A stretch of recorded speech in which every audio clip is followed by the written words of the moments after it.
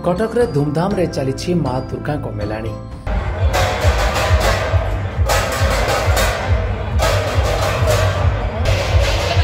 आज सकाळु सकाळु आरंभ हो जाइछि माँ को विसर्जन प्रक्रिया। पारंपरिक बाजा साउंड और नाच गीत झुमुछंती कटकिया।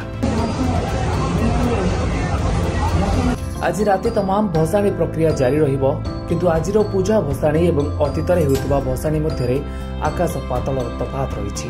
से समय रे गौड़ माने माँ को कांधरे बसाई नई रे विसर्जन करुथिले। ना थिला बाजा, ना थिला बाण, ना थिला माइक, ना थिला डीजे। घंट काहाली बजाई माँ को दिया जाउथला मेलाणी।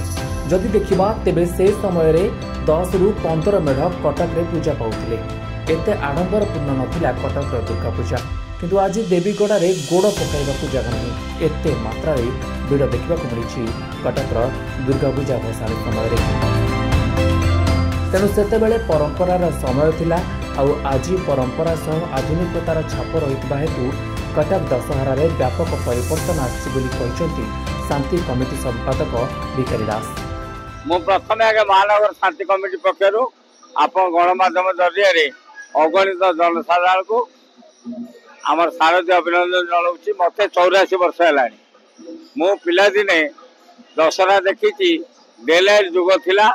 गौड़ मैंने कांधेकिना मेढ़ नौथिले। सेतेबेले डबल रास्ता कटक नथिला। सबु मेढ़ तानी चौक हूँ रजागर मेढ़ बोली जी मेढ़ होता सबु मेढ़ तानी चौक जाऊे। ये जाऊे जे बड़ भौणी विनोद बिहारी, सान भौणी हूँ तानी चौक। सबु मेढ़ मैंने तानी चौक गले रजागर पक्ष समर्थ कराला। परवर्ती अवस्था तानी चौक दुर्गा पूजा कमिटी ग्रहण कला। राजागर बंद हो गला।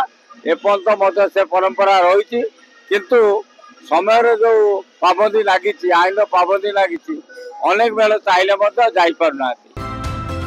प्रभु कल्याण पाल धरित्री लाइव।